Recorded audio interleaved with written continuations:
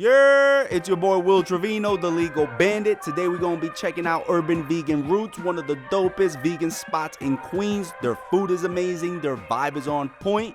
We're going to be speaking with my main man Dave and learning more about his story.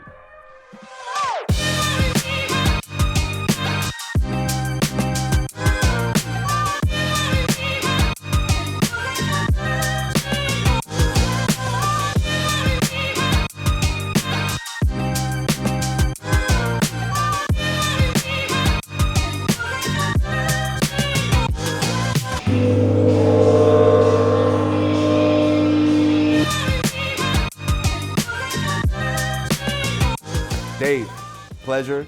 Thank you for having us in your beautiful establishment today. So we're at Urban Vegan Roots, right, in Queens. This is what, your second location? Third, actually. Third. Well, we have one restaurant on Carmine Street in the West Village, and then we have a ghost kitchen in the Bronx, which is just pick up and to go. Nice. The reason why I came to you and asked to do this episode is because you're the only vegan spot that has delicious food, like banging food and banging desserts. I've always, when I've gone to vegan restaurants, it's either their food is good, but the desserts suck. Or if I go to a vegan bakery and they have some sort of type of food, their desserts are amazing, but their food is like, But Urban Vegan is the only spot that does everything consistently and deliciously. I would like to explore your story. Tell us a little bit about the idea, right, of Urban Vegan Roots. And if you can please start off with how or why you became vegan yourself. Okay. The vegan journey is really like a pretty long one. It's been over 20 years.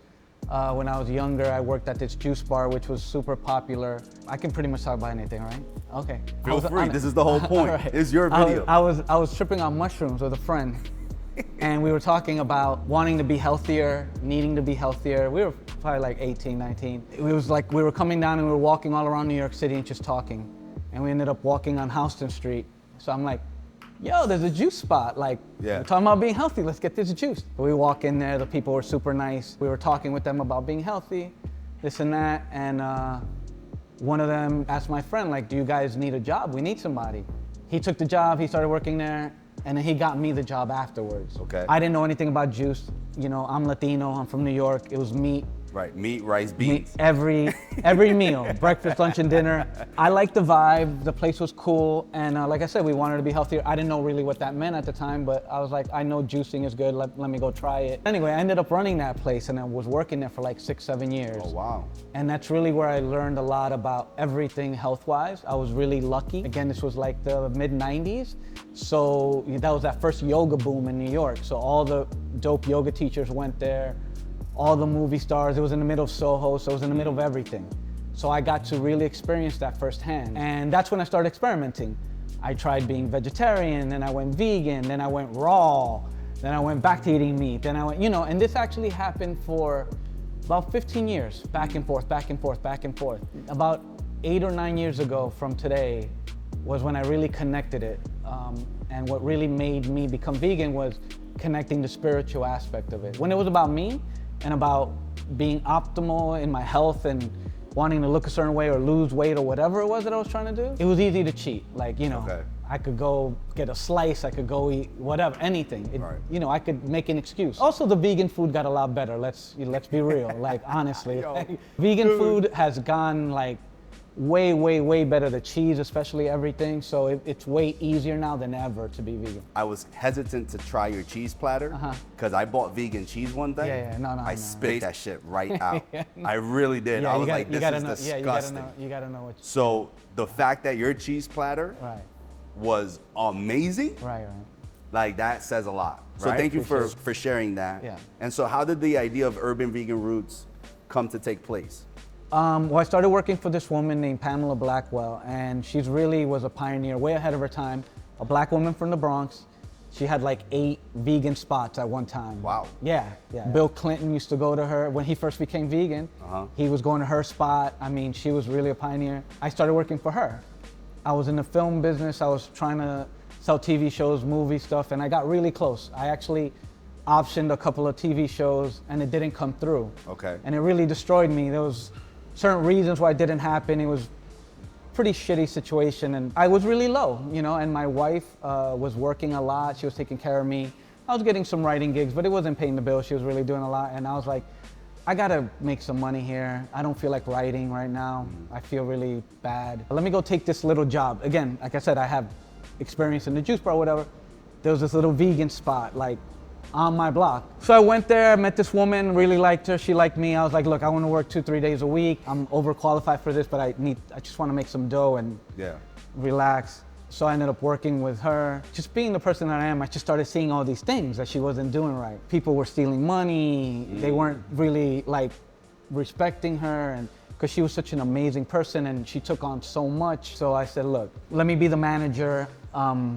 You know, I think I can help you out. And the writing started kind of taking away, and I started getting more into the vegan culture, because she was really about the vegan culture, not just the business. Okay. And I really liked her for that. I admired her for like, wow, you really want to help people. Like, you want to help your employees, you want to help, like, you know, this was like a long time ago. It's not like a money grab. Yeah, before it was cool. Like Right. now it's, you know, everybody's doing it. She was really doing this, you know? She really believed in it. Oh, like 110%. And she really changed my life and my wife's lives in terms of giving us the opportunity to be part of this. We got really close. I helped her out a lot. At one point, she just got tired. Got tired of owning restaurants, got tired of people coming after her, you know, all this stuff that happened. She gave up, but she had this one restaurant. And she said, look, I know you like the restaurant, how it looks, whatever. It's in a lot of debt. If you want to take it over, you can take it over if you want it. And of course, like, you know, I go to my wife and I was like, you know, me being who I am, you know, I had gone to college, but I quit. You know, I don't own anything. I'm never gonna get this opportunity. I'm never gonna be able to own anything like this. I'm not gonna get a loan. I'm not gonna, you know what I mean? I'm gonna take it. Let's see what it is. If I do this, it's gonna be my way. You know, and I had talked to her about this before, about how even though we were vegan, we never really went to spots that were like, oh, like this is mine. Right. Like this was made for me. Yeah. It was always like I felt like I was in somebody else's house. Okay. And I had to act a certain way, and the music was gonna be a certain way, and you know, and It's like it wasn't geared culturally it was not to you. geared culturally towards someone like me or who grew up like me. Okay. You know, I'm not even gonna say Latino or black, whatever. I'm just gonna say culturally, because you know, there's a lot of people who grew up in New York, and I just didn't feel like New York city culture was being represented at that time. We're talking about 9 years ago, right? So I said, if I'm gonna do it, this is what I'm gonna do. I said, I'm gonna connect it to hip hop, because I grew up in hip hop and I see so many similarities to the vegan movement and the hip hop movement. They both, you know, raise their middle finger to society. They both say, we're not gonna do what you tell me. We're gonna do what I think is right. I'm gonna go and I'm gonna find out the information on my own. I know you're telling me one thing, but I feel like it's something else. I'm gonna go look for it, right? And so she said, that sounds cool, you know, you do it, and that's what we did. So you took over the restaurant on Carmine Street, right.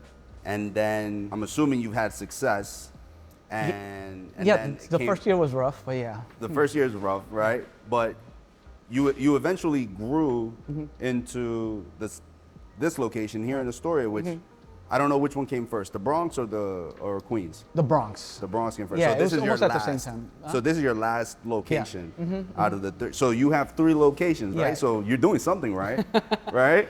I'm So taking a lot of risks. That's what I'm doing. Yeah, we'll see. We'll see. Yeah. So has it always been like an upward trajectory? No, definitely not. Definitely not.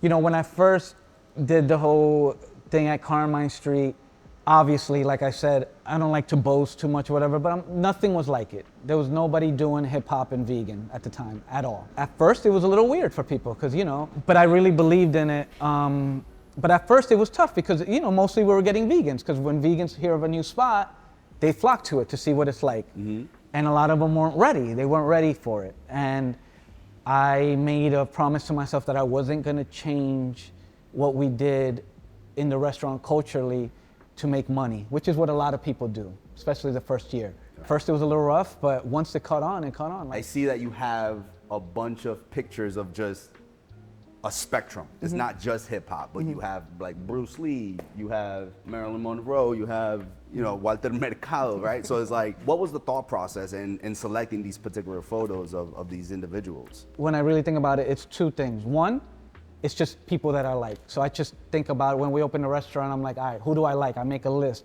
And then I think, okay, have they pushed culture? And by culture, you mean American culture? American culture, yeah, 100, I would say that's most of it. There's a lot of people here that are not, well, not a lot, but some are not American, but a lot of them come to America to make their way, and, culturally, I just think we lead the way here in America, especially in New York. I would say that we're trying here to present a new American culture. That's what we're trying to do in the restaurant. New American food, new American culture, new experience. But there's no way that I'm doing that without paying homage to the old culture that brought us here, right? This is not new. Yeah. This has always That's right. been American culture. That's right. American culture Right. is a mishmash That's right. of different people who have come to this country, That's right, yeah. right? Burgers come from Germany, right? Frankfurters, Germany, Yeah. right? You have your Latin food, also part of that. I would just like to point out that you're actually reflecting what American culture has always been. That's right. Which is, we talked about earlier, which is how I connected to hip hop as well.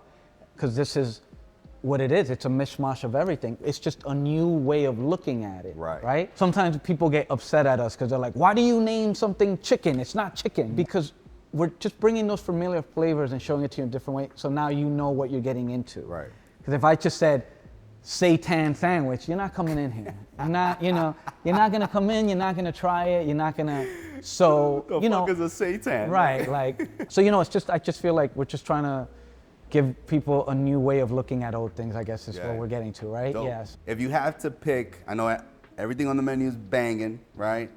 But if you had to pick 2 or 3 items, right, that Urban Vegan Roots is known for, what would they be? I would say that, for me, I let the people speak, right? So the number one thing that we are known for is our chicken and waffles. Okay. Seitan chicken and waffles. Seitan chicken and with waffles. mustard dressing. And I had never in my life had chicken and waffles. But the guy who made the original menu, he was a really great chef and artist. He's no longer with us, but he made the original menu. It was the last thing he put on the menu. And it was like 2 days before we opened. And he was like that. He was an artist, right? He was like, no, I want to do chicken and waffles. I was like, what's that? I didn't even know what it was, because it's a Southern thing, right? Yeah. And he's like, oh no, it's something I used to eat when I was a kid. We're gonna put it on, whatever. I said, all right. And we put it on, not knowing anything, and just people and it was like the number one thing. It's funny because we have so many healthy things, like plant-forward things, but people don't come out for that, And I've tried to think about why that is for so long, right? Because when people go out, they want to indulge. They want to have a good time, They might be being healthy 6 days a week. Right. And they're like, tonight I'm going out, I'm going to have my margaritas, I'm going to have my seitan, Unfortunately, a lot of times people open up vegan restaurants and they have the best intentions and they want to do all veggies and they want to do all plant-forward things or whatever, and they don't last. And I think it's because of that.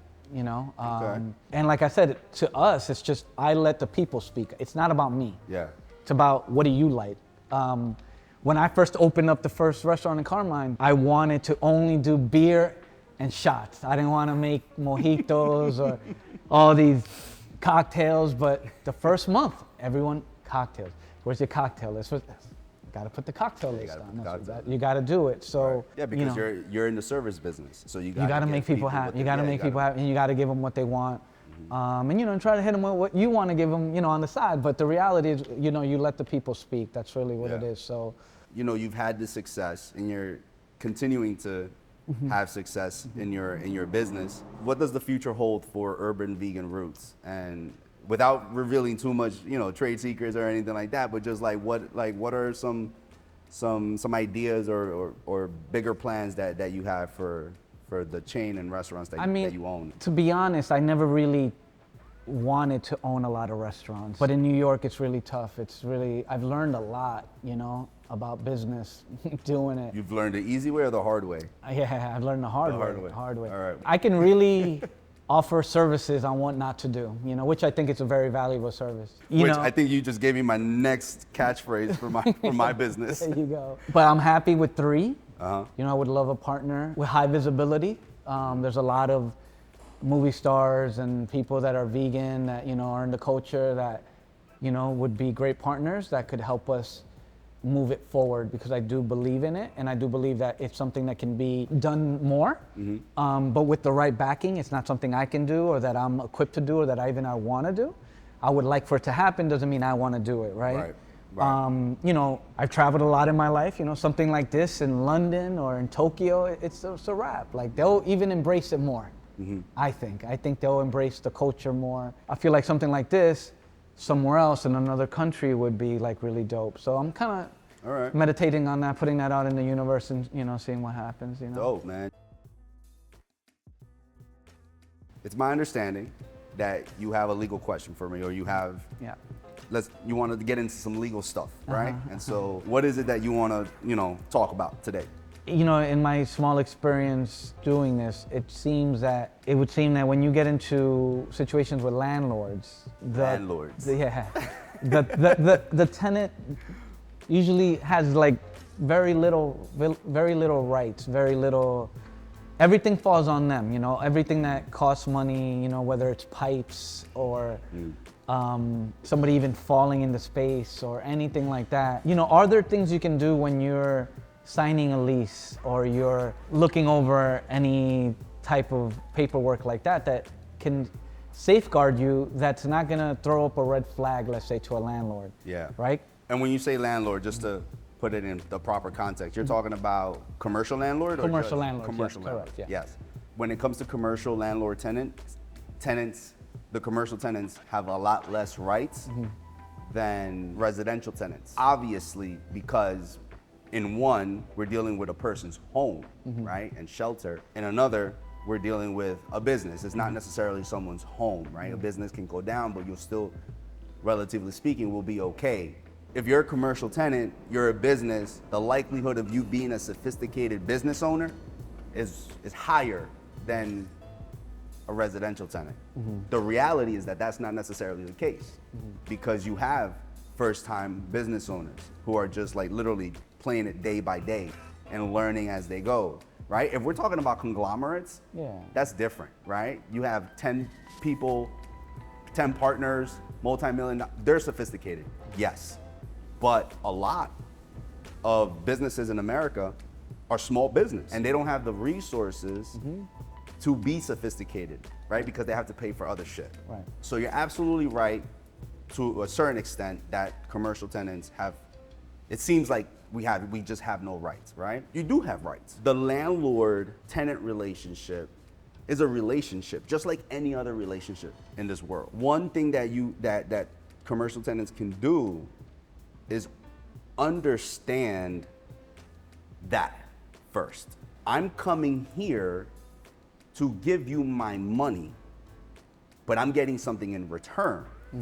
This is not like a top-down situation where the landlord is here and I'm here and I gotta eat your shit type of thing. But we're actually here, and now if you want me here, then we can work together, right?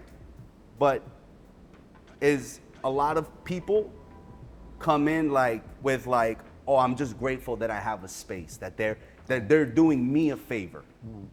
No, you don't have landlords without tenants. You just, after pandemic, all the commercial tenants, all those office spaces, what the fuck happened? They don't come back. Well, my landlord's been a lot nicer after the pandemic. You know? Oh, there you go. But you have some commercial landlords who take a very aggressive approach. And so you as a tenant, you have the ability to just be like, you know what? I'm not gonna deal with you. These are my terms because it pans out for me and my business. I don't have to enter into this deal with you. You have other people? Great, I have other locations too. I would like to be here, but I don't need to be here.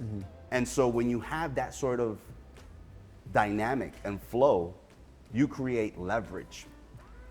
And the landlord understands that now he's dealing someone who is not like a novice or someone who takes themselves seriously, has pride in what they do and understand their value. A lot of commercial tenants don't understand their value. Yep. So a couple things you can do. One, know your value. That's first and foremost. Understand that you're coming in here to do a business deal. And it doesn't matter if you're doing a multi-million-dollar business deal or a couple thousand, but you're doing a business deal. It needs to be taken with the same level of seriousness across the board. Because if you don't know your value, people are gonna try to take advantage because they're gonna push. You need to push back. Be willing to walk away. You can love the space all you want. One, you never show it. Never show it. Or if you're gonna show it, fine, but just be willing to walk away and let them know, like, if we don't come to terms, we're walking away. Third, information is key, right? And I always say, the one with the most information always wins. If you don't know shit about your landlord, you don't know what the hell. He could be spewing, or their attorneys can just be giving you just bullshit information. They have other people in play. That's called puffery and whatever. And so it's like poker, right? Why haven't you rented the space as of yet? Is it for lack of interest, or is just you have declined? Know your landlord. Look under the hood a little bit. Do some research on your landlord, who they are, what other businesses or buildings they have. Look at the deed of the property. You can see you're the owner of the lot, right? Get an attorney, or they have these professionals called, they're not real estate agents. I don't think they are, but there's something called agents, and they help with the negotiations of lease terms for tenants in office space and also for retail. And this is considered retail, right? But they help with negotiations. So an attorney can help with negotiations, but also these agents too, and the attorneys can just draft up whatever terms. But having someone really understand your business needs and help you flesh that out, and then structuring the lease around that, where it's favorable to you, or is at least more balanced, and it's not only favorable to the landlord. And the reality is, people just want to get in a space, they want to get cracking, and they don't have the patience for all of that. But if you don't have the patience for all of that, then the landlord will say, this is the deal, take it or leave it, what are you gonna do? Right. And then you just put yourself in a situation where you're on the hook for everything. Right. Well, there's always that term, as is. As is. As is. Just Right. take the space as is. Right, and that's pretty standard. Right. But all right, you're gonna give me as is. I want an inspection. Right. You're gonna give me as is. Well, I want to know, and if I got to do an inspection, I'll do an inspection. Let's get it. Let's look at the DOB records. What construction projects have they done? What's outstanding? You know, look under the hood. If you see that there's a problem with the pipes, well, now you know, and be like, well, you know what? Like maybe we, you know, not have this as is clause. I mean, there are some certain things where landlords need to be on the hook for, like structural stuff that is like beyond your, you know, like you can come in and you can renovate and you can lay out your space however you want, right? But things that, or at least should be, things that the landlord is, there are some things that landlords are supposed to be responsible for, right? Like pipes. You didn't put in new pipes. You know what I'm saying? So if a pipe's burst, that's what structural, that's not aesthetic. Let's say you're in the space, the pipes, something goes on with the pipes. Now Con Ed comes in, they have to shut you down. Landlord's telling you you're still on the hook. Obviously you're saying you're not, whatever. On the hook for the rent. For the rent, right. Okay. So things happen, right? Let's say you get into a legal battle with this person. Takes a long time, right, usually. Now you're spending money. Now you're spending money on the lawyer. Who knows if both the lawyers are trying to like elongate it so they can both make money, right? That's what I think a lot of like small business owners like face. Like, is it worth the battle? Because let's say I win and I'm not. All that money. Now I spend all that money. And all that time. Where's all that money coming from? Right. Oh, I won 40,000, but I just spent 70. Right. Yo, I'm so happy that you hit that point, because people get surprised when I tell them, it makes more sense to just give that person money. Yeah. Because you're gonna spend minimum 30 G's on me for litigation, depending on the situation, right? But like, I've had situations where like you're spending minimum 30 G's, they're asking for 20, give them the 20. Litigation only makes sense when the cost of an attorney is less than what your best outcome can be.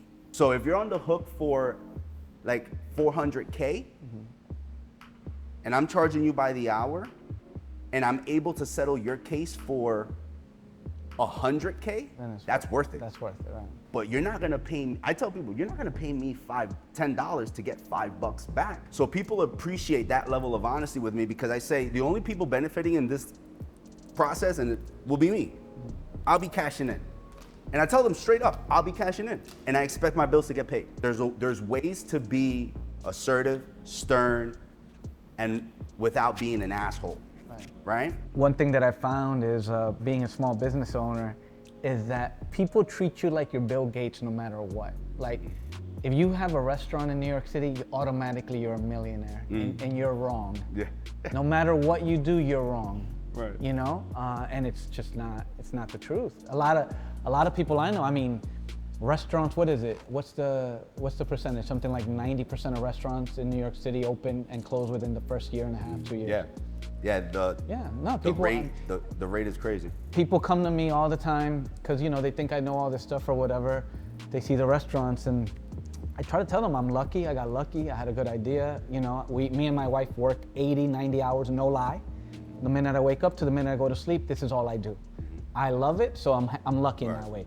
But, you know, we actually went through like how many hours we work and what we make, and you know, it's like $15, $17 an hour, you know, something crazy, right? When I tell them how much it costs, they don't believe me. Right. They don't believe, like they don't believe it, and it's like, I'm trying to steer you in the right direction, because I know you're vegan, I know you want to change the world, and that's amazing or whatever, but business is something else. Right. What I would say to a business owner, or to any business owner really, look into, especially after the pandemic, look into business interruption insurance. Not just general liability. General liability covers like the trip and falls and stuff like that. Right. Business interruption insurance, and I would even say, get an insurance policy that would cover any employee-related claims. Because New York City employee wages. Oh no, I know. I'm dealing with it. They're one of the strictest laws in New York, and New York City has even more requirements. If you're found to be paying your employee like less than what you're supposed to, right, whatever that number is gets multiplied by 2, and then you got liquidated damages on top, and that can easily just rack up. Yeah. Right? So, but in terms of like pipes bursting and everything like that, business interruption insurance, and that is what got a lot of people tripped up during the pandemic, right? Because their business was interrupted, they couldn't conduct business, and insurance policies were not covering. You know what I'm saying? Especially even business interruption policies that people had were not covering, because a pandemic wasn't contemplated, you know, as a covered incident. No one even would, like no one fathomed that would be a thing that they would have to go through. It would be wise for any business owner to really look into business interruption insurance. Yes, it's an added expense, I get it. But if God forbid something happens, you're covered. You're covered, and you got money to pay to do your repairs. You got money to, you know what I'm saying? Right. As a Latino man, right, being in the space of being a lawyer, have you found there to be any challenges with that, you know? What are you really trying to ask? Come on, Dave. No, truly, that's really what I mean. I mean, have you, you know, is there a comfortability aspect that you went through where like you maybe felt like, oh, this isn't a space for me or made for me, or kind of like I was talking about with the restaurant, the vegan thing, like, you know, because I'm always interested in, you know, Latino people and getting into certain spaces. Right.